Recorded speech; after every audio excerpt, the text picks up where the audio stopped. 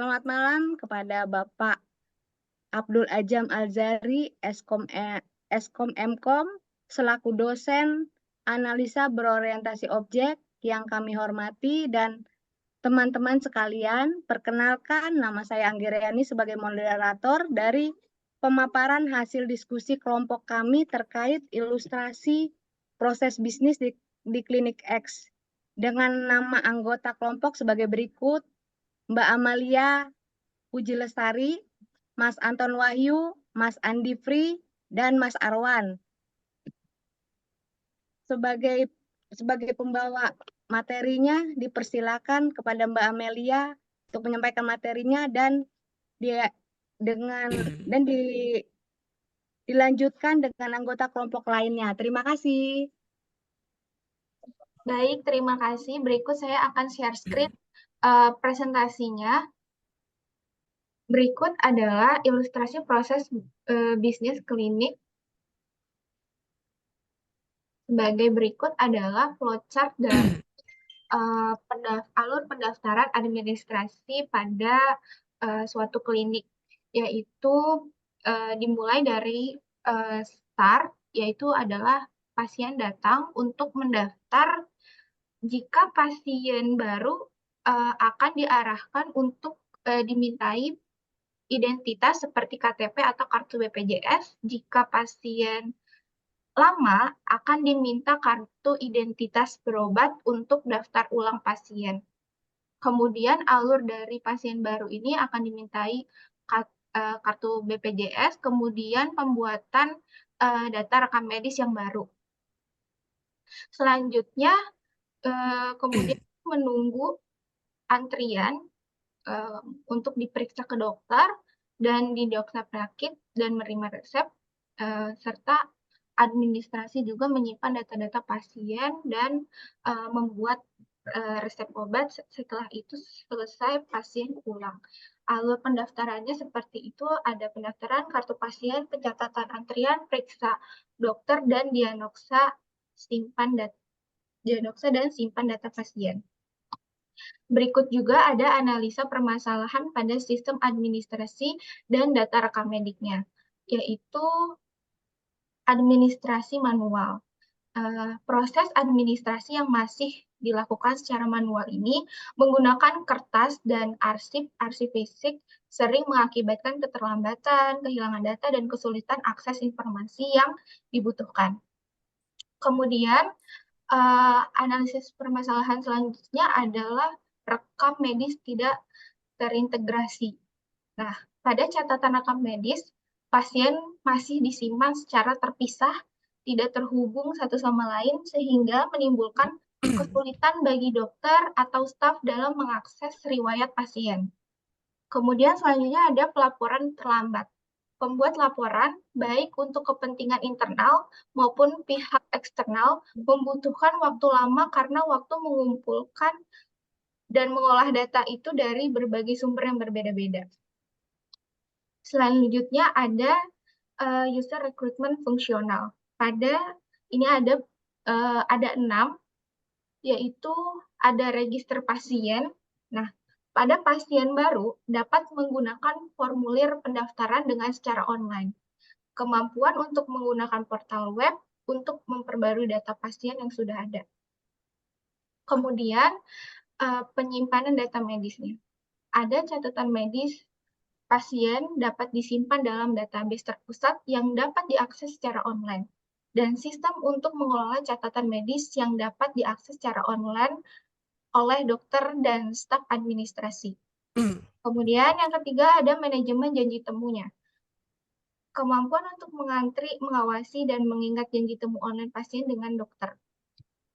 Yang keempat yaitu ada keamanan data, enskripsi data, autentikasi data, 2 faktor, dan protokol keamanan lainnya digunakan untuk melindungi data pasien juga, dan sistem menjadwalkan dan melakukan backup data secara otomatis.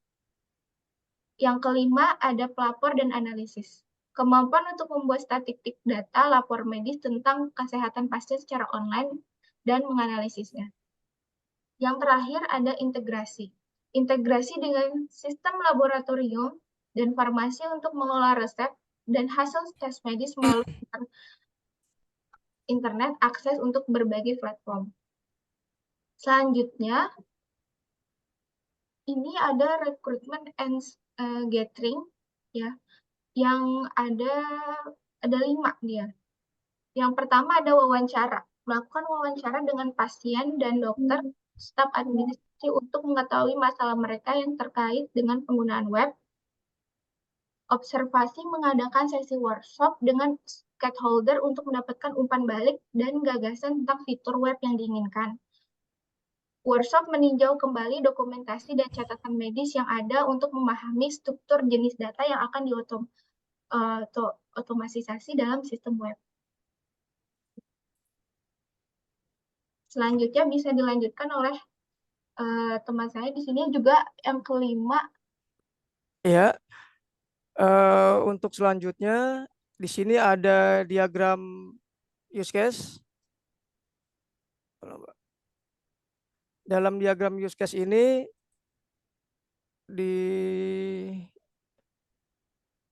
dijelaskan, yaitu yang pertama ada 3 orang aktor di sini, yaitu yang pertama adalah pasien, kemudian ada admin dan dokter.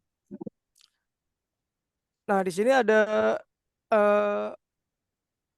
flow out event summary, yaitu pertama pasien baru mendaftarkan datanya, kemudian pasien reguler mendaftar ulang, nomor 3 admin menginput data pasien, yang keempat admin mencetak dan memberikan kartu pasien, yang kelima yaitu admin mengatur jadwal dan janji temu pasien, yang keenam admin memberikan pemberitahuan nomor antrian kepada pasien, kemudian yang ketujuh dokter melihat keluhan dan riwayat penyakit pasien, yang kedelapan yaitu pasien didiagnosa oleh dokter, kemudian yang ke-9 dokter memberikan resep obat, yang ke-10 dokter melakukan pembayaran, dan yang urutan ke-11 adalah pasien mengambil obat. Kemudian ada diagram yang selanjutnya, yaitu diagram use case menggambarkan interaksi dan fungsi-fungsi utama yang akan diimplementasikan dalam sistem administrasi dan data rekam medik terkomputerisasi di klinik. Pada diagram use case yang kedua ini ada 4 orang aktor di sini, yaitu pasien, administrasi, dokter, dan apoteker. Yang pertama administrasi, dia adalah pihak yang bertugas dan memiliki akses dalam mengelola pendaftaran pasien, mencetak resep, mengelola transaksi dan laporan. Kemudian yang kedua pasien, yaitu pihak yang melakukan aktivitas. Kemudian yang ketiga adalah dokter, yaitu pihak yang bertugas dan memiliki hak akses untuk mengelola pemeriksaan pasien, tindakan, dan laporan. Kemudian aktor selanjutnya yaitu apoteker, dia ini pihak yang bertugas dan memiliki hak akses untuk mengelola obat pasien, persediaan obat, dan laporan.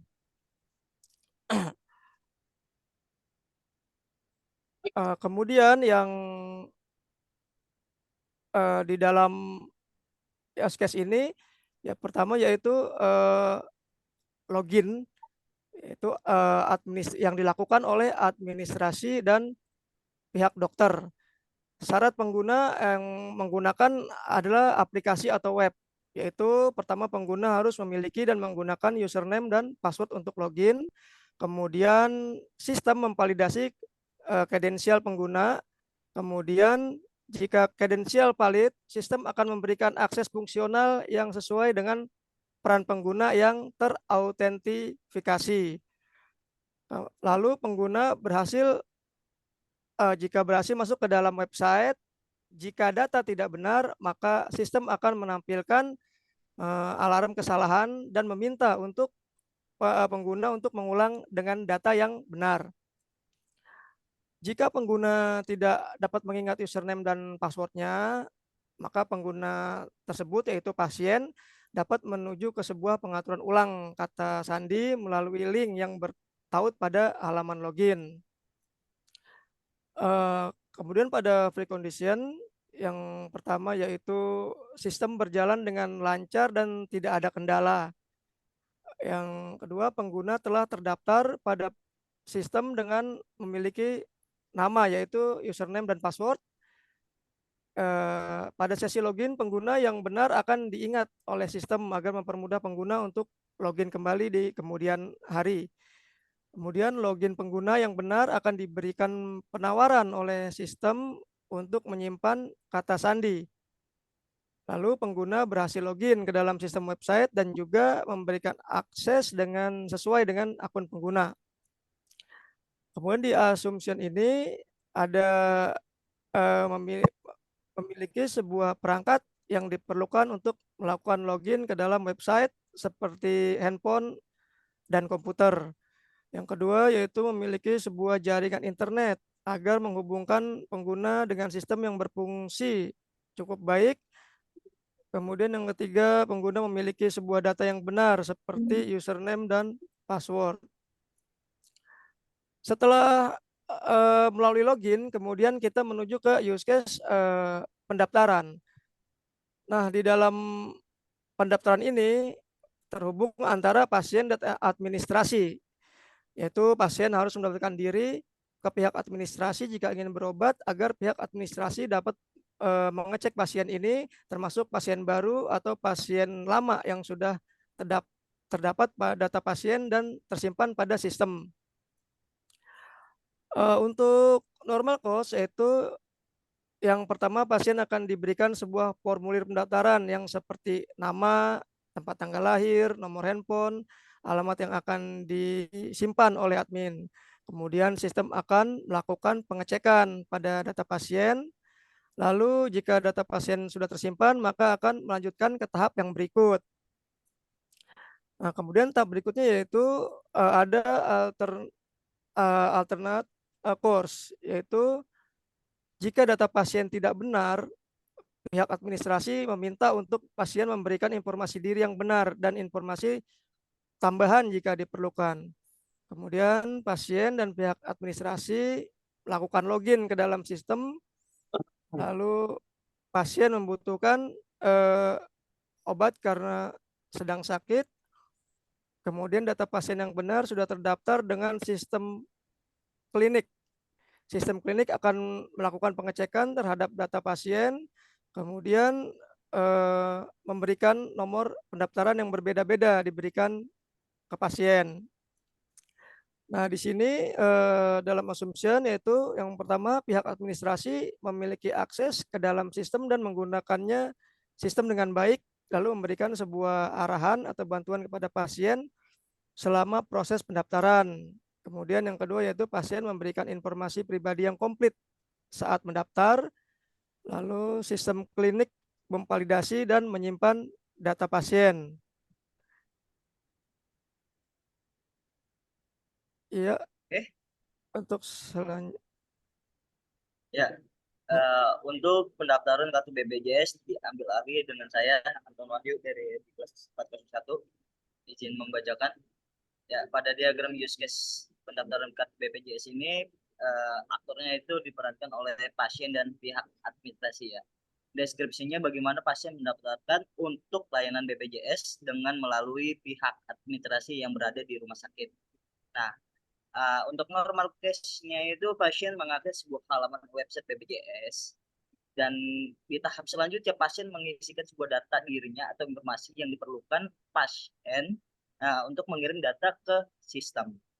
Nah, pada tahap selanjutnya pihak administrasi memeriksa dan memverifikasi data yang akan diberikan ke pasien dan menyetujui pembuatan kartu BPJS. Pada alternate course-nya ini di tahapan seperti ini, jika data pasien tidak lengkap atau mengalami kesalahan, sistem BPJS akan mengirimkan sebuah notifikasi ke pasien terkait kekurangan data pasien.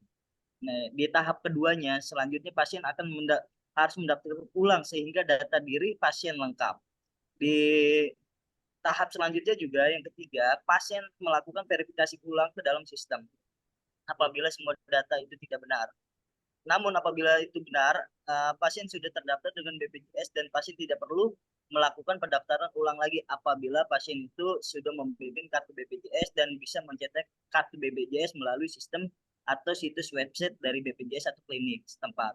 Pada preconditionnya di tahapan ini terdapat dua, yaitu pasien memiliki jaringan internet, dan yang kedua kartu BPJS harus keadaan aktif sehingga pihak administrasi dalam klinik atau rumah sakit dapat mengakses data pasien yang secara benar.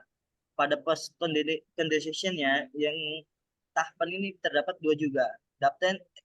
Data pasien terdaftar dalam sistem BPJS. Selanjutnya yang kedua, data pasien tersimpan dalam sistem BPJS. Pada asumsinya ini terdapat tiga tahapan, yang dimana satu, sistem BPJS menerima pendaftaran baru. Yang kedua, pasien mengirim dokumen dan informasi secara benar. Pada tahapan ketiga, pihak administrasi memiliki akses ke layanan BPJS dan memproses pendaftaran pasien tanpa adanya gangguan teknis.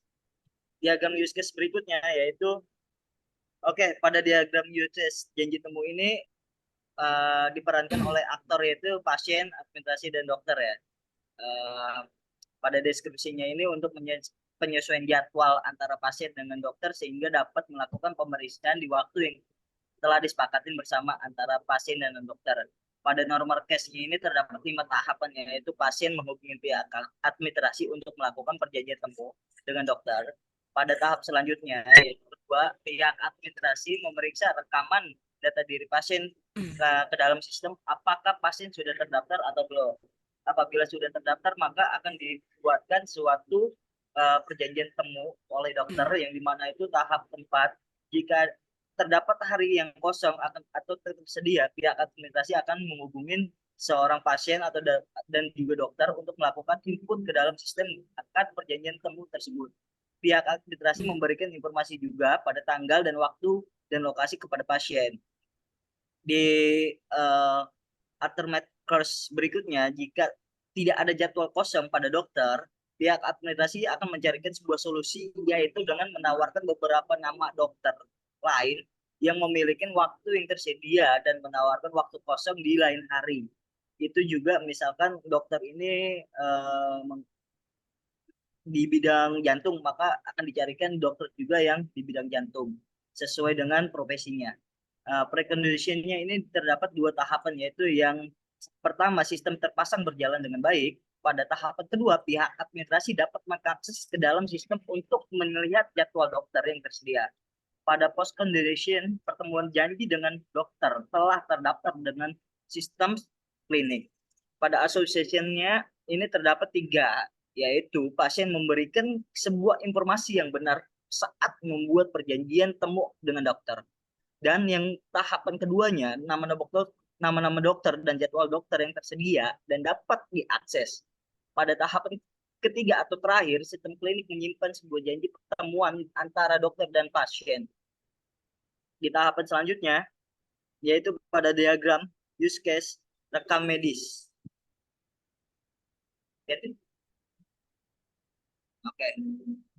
Di sini terbagi 2 aktor, yang dimana administrasi dan dokter.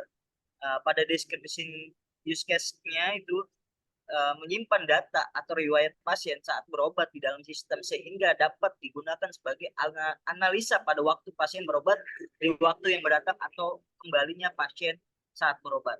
Pada normal case-nya ini, dokter atau pihak administrasi membuka rekaman medis pasien, dan di tahapan kedua, rekaman medis pasien dilakukan analisa untuk mendapatkan sebuah informasi yang baik itu perkembangan pasien atau penyakit dari pasien.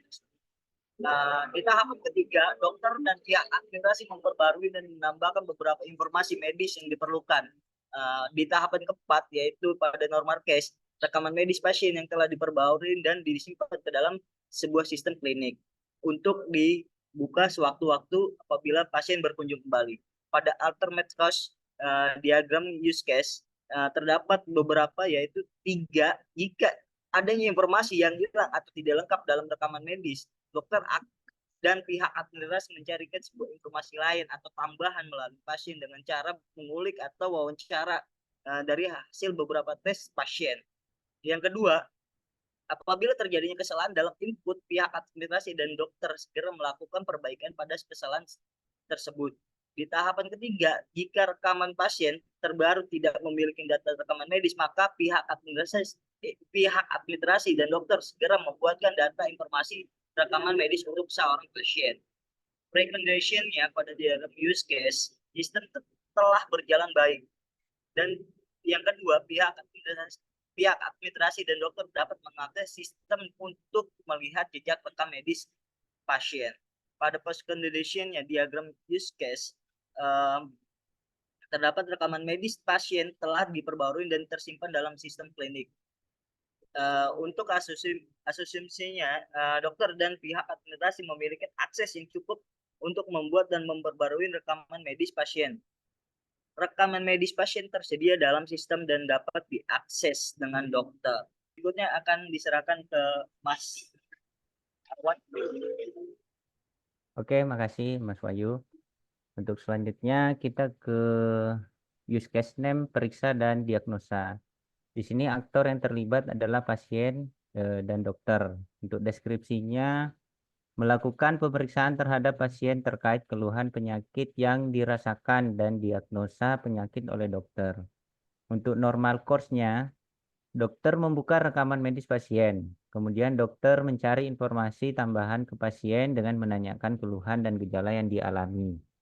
Kemudian dokter melakukan pemeriksaan kepada pasien dengan secara fisik untuk menambahkan sebuah data klinis yang diperlukan. Dokter menganalisa data klinis dan melakukan evaluasi berdasarkan pengetahuan yang dimiliki. Dokter melakukan diagnosa penyakit pasien, kemudian dokter membuat catatan atau data diagnosa tentang penyakit pasien dan memberikan rekomendasi pengobatan atau tindakan lanjut. Kemudian alternate course-nya, diagnosa tidak dapat ditentukan oleh data klinis. Kemudian dokter dapat merujuk pasien untuk pemeriksaan dan tes tambahan.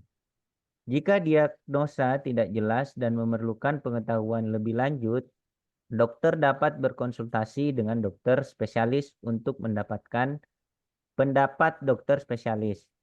Untuk precondition, sistem telah terpasang dengan baik. Kemudian dokter dapat mengakses ke dalam sistem dan rekaman medis pasien dan informasi.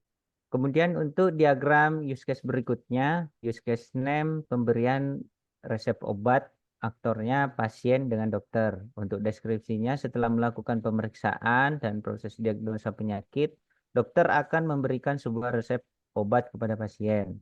Untuk normal course, dokter membuat resep obat dengan mencantumkan informasi pasien dan memberikan sebuah nama obat, dosis, kemudian penggunaan obat. Dokter memberikan resep obat ke pasien. Alternate course-nya, jika dokter tidak menuliskan resep obat dikarenakan faktor tertentu, dokter memberikan sebuah penjelasan kepada pasien dengan memberikan sebuah pengobatan yang mengarah ke dokter spesialis atau non-obat. Precondition, pasien telah menjalani pemeriksaan medis dan menerima diagnosa dari dokter. Kemudian dokter memiliki akses ke dalam rekaman medis pasien.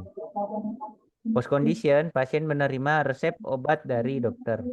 Asumsinya, dokter memiliki pengetahuan dan keterampilan yang baik untuk memberikan resep obat yang sesuai dengan pasien.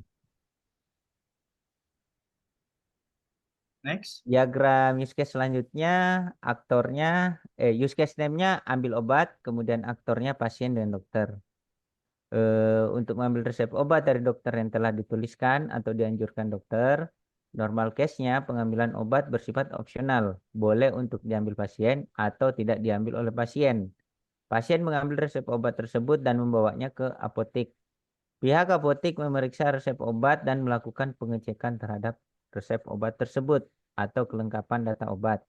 Pihak apotek memberikan obat sesuai dengan dosis pasien yang telah disarankan oleh dokter. Alternate course-nya, jika resep obat tidak lengkap, pihak apotek melakukan sinkronasi kepada dokter yang bersangkutan. Jika ketersediaan obat di pihak apoteker tidak tersedia, maka pihak apotek akan melakukan komunikasi ke pihak dokter akan ketidaksediaan obat tersebut. Apabila pasien tidak membawa resep obat ke pihak apotek, maka pihak apotek akan melakukan komunikasi ke pihak dokter untuk mengirimkan resep obat yang harus digunakan pasien. Preconditionnya pasien telah menerima resep obat dari dokter. Postcondition pasien telah menerima obat dari apotek. Asumsinya apoteker memiliki pengetahuan dan keterampilan untuk memberikan obat yang sesuai dengan resep dokter. Obat yang diresepkan oleh dokter tersedia di apotek.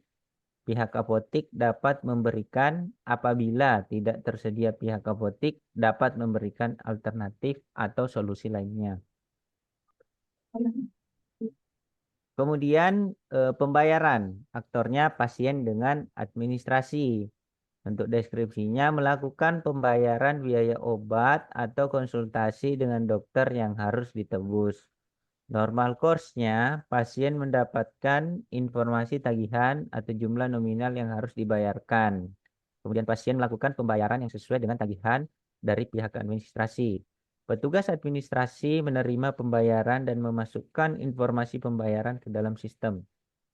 Petugas administrasi memberikan tanda terima pembayaran kepada pasien. Jika pasien tidak membawa uang tunai, petugas administrasi dapat memberikan pembayaran dengan metode lainnya seperti kartu kredit, transfer, dan lain-lain. Jika pembayaran pasien melebihi tagihan, pihak administrasi dapat memberikan sebuah kembalian kepada pasien. Apabila pembayaran pasien tidak mencukupi, maka pihak administrasi memberikan informasi tagihan ke pasien agar segera dilunaskan. Apabila metode pembayaran yang dipilih pasien mengalami kendala, maka pihak administrasi dapat memberikan solusi lainnya. Preconditionnya sistem terpasang dan berjalan dengan baik. Dokter dapat mengakses ke sistem dan informasi pasien atau rekam medis. Postcondition, pasien telah menerima layanan medis dari klinik kesehatan. Pasien memiliki tagihan yang harus diterima. Asumsinya, pihak administrasi memiliki keterampilan untuk mengolah pembayaran pasien. Sistem pembayaran klinik berfungsi dengan baik dan dapat mengelola pembayaran dengan akurat. Tidak terjadinya gangguan jaringan atau teknis saat proses pembayaran. Pasien membawa uang yang cukup untuk melakukan pembayaran. Selanjutnya, pada usulan use case system usulan ini penjelasannya, yaitu ada registrasi pasien. Pasien dapat mendaftar dan menyediakan informasi pribadinya serta riwayat kesehatan mereka ke dalam sistem. Informasi ini juga akan digunakan untuk membuat rekam medis yang digital. Kemudian selanjutnya ada pemeriksaan medis. Dokter juga dapat mengakses dan memperbarui rekam medis pasien selama pemeriksaan, catatan medis, diagnosis, dan resep obat yang akan disimpan secara aman dalam sistem. Kemudian selanjutnya ada pembayaran dan administrasi. Pasien dapat melakukan pembayaran tagihan secara online atau langsung di klinik. Petugas administrasi dapat mengelola data pembayaran dan membuat laporan keuangan dengan mudah. Selanjutnya di sini ada diagram activity yang akan dijelaskan oleh Mas Arwan. Baik, terima kasih Mbak. Untuk activity diagram login yang diusulkan, nah ini secara garis besarnya kita bisa lihat. Untuk memfasilitasi proses administrasi dan rekam medis yang lebih efisien, di sini kami merancang antarmuka pengguna yang intuitif dan mudah digunakan. Antarmuka ini dirancang dengan pertimbangan kebutuhan pengguna, alur kerja, dan kemudahan akses informasi medis pasien. Baik, di sini saya gambarkan sedikit. Nah, di sini kita lihat ada pasien ke klinik ya. Di pelayanan klinik X. Nah, pasien yang awalnya itu ke klinik akan dilayani oleh administrasi pendaftaran. Kemudian administrasi pendaftaran ini akan menanyakan apakah pasien tersebut sudah memiliki kartu pasien, entah itu berupa BPJS atau jaminan yang lain tentang kesehatan yang jelas terdaftar di klinik tersebut untuk pengobatannya. Jika misalkan kartu pasien itu tidak ada, maka akan dilakukan pendataan dan pembuatan kartu pasien baru berdasarkan dengan diagram use case sebelumnya yang dijelaskan oleh teman-teman. Kemudian, misalkan pasien itu adalah pasien yang sudah pernah berobat, seharusnya dia mempunyai kartu pasien. Dan langkah selanjutnya, proses pendaftaran pasien dan pengecekan riwayat pengobatan sebelumnya. Karena pasien tersebut sudah mempunyai riwayat pernah berobat di sana, pendaftaran pun dilakukan dan melihat apakah keluhan selanjutnya. Jika sudah didata oleh administrasi dan diberikan proses selanjutnya yaitu diberi antrian oleh si administrasi pendaftaran sesuai dengan nomor urut dia mendaftar. Nah, di sini ada kita lihat di aktivitinya di ruang tunggu, si pasien akan menunggu antrian pemeriksaan. Nah, setelah pasien berjalan ke ruang tunggu, akan diberitahukan oleh si administrasi, pelayan administrasinya bahwa pasien sudah waktunya atau jadwalnya masuk ke dokter. Karena yang mengetahui untuk pasien ini kapan dipanggilnya itu dari administrasi pendaftaran. Ini yang mengetahui. Kemudian setelah dipanggil oleh si administrasi pendaftaran, maka alurnya akan ke pemeriksaan oleh dokter. Nah, dari penanganan dokter ini, proses dari penanganan dokter akan direkap pencatatannya itu ke dalam sebuah langkah selanjutnya, entah itu berupa sebelumnya kan pakai paper ya, manual. Mungkin kalau dari sistem yang kita usulkan tadi sudah memakai digital atau di-link-kan ke bagian administrasi pendaftaran atau pembukuannya, rekap filenya. Kemudian hasil pemeriksaan dokter tersebut, apakah ada resep obat yang diberikan oleh dokter. Misalkan jika ada, anggaplah ada, maka kita harus ke selanjutnya itu di apotik untuk pengambilan resep obat tersebut. Nah, proses pembuatan obat oleh bagian apoteker berdasarkan hasil rekomendasi diagnosa penyakit oleh si dokter. Setelah mengambil obat tersebut, maka selanjutnya langkahnya itu akan dokumentasi hasil pemeriksaan dan resep obat. Jadi hasil dari pemeriksaan dokter, baik itu dia memiliki resep obat atau tidak, hasil dari diagnosanya itu akan dijadikan satu file untuk menjadi rekam medis si pasien. Apa yang sudah didiagnosa dan apa resep obat yang sedang dikonsumsi untuk kesehatannya. Kemudian rekapan file tersebut akan dikembalikan ke administrasi pendaftaran. Kalau dari sistem yang kita ajukan itu sudah otomatis karena terlink ke dokter dari sistem kita. Jadi jika dokter sudah memberikan resep atau diagnosa, maka otomatis di sistem sudah masuk. Tapi di bagian administrasi harus tetap melakukan pengecekan apakah ada yang kurang atau misalkan di sistemnya apakah sudah tersimpan dengan baik. Jadi untuk meyakinkan, dan apabila dokter ingin mengambil riwayat pasien yang tadi berobat, itu akan menghubungi administrasi pendaftaran untuk mungkin melihat nomor kode dari pasien tersebut. Jadi itu akan menjadi acuan untuk dokternya ini mencari. Misalkan anggap saja A113 untuk dokter tersebut, nanti si dokter bisa langsung mencari di searchingnya itu A113 untuk nama tersebut. Misalkan namanya si X, nanti agar lebih mudah mencarinya. Untuk diagram aktivitinya saya rasa cukup. Jika dari administrasi pendaftaran ini sudah selesai, rekam medisnya sudah direkap, maka bisa dibilang pasien ini sudah bisa pulang dari klinik dan pengobatan proses dari aktiviti ini sudah selesai. Baik, selanjutnya ini adalah kesimpulan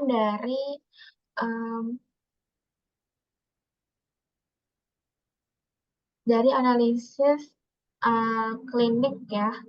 Kesimpulan dan rekomendasinya adalah untuk implementasi sistem dan administrasi dan rekam medis itu dapat terkomputerisasi dengan mampu meningkatkan efisiensi dan akurisasi pengelolaan data pasien di klinik tersebut. Kemudian ada rekomendasinya, yaitu disarankan agar Klinik X segera menerapkan sistem administrasi dan merekam medis digital untuk meningkatkan pelayanan pasien dan mempermudah pengolahan datanya. Yang terakhir adalah rencana ke depan Klinik X dapat mempertimbangkan untuk mengintegrasikan sistem dengan aplikasi lain seperti sistem pembayaran, pelaporan, dan analitik untuk meningkatkan efisiensi dan produktivitas keseluruhan. Baik, itu saja. Sekian presentasi dari kelompok kami. Terima kasih atas perhatiannya. Selamat malam. Malam, Mbak. Terima kasih. Terima kasih, Mbak.